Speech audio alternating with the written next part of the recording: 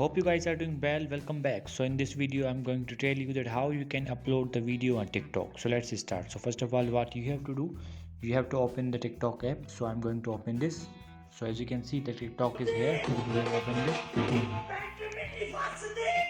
So as you can see, I have clicked on the profile. You have to click on the profile. After clicking on the profile, you will be able to see your profile here. As you can see, you will see that your profile details are here, like your username is mentioned, likes and all the uploaded content is here.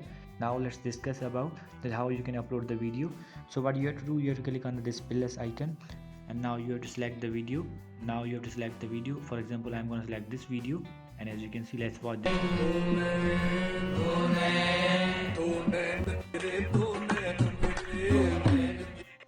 So as you can see, I have selected this video.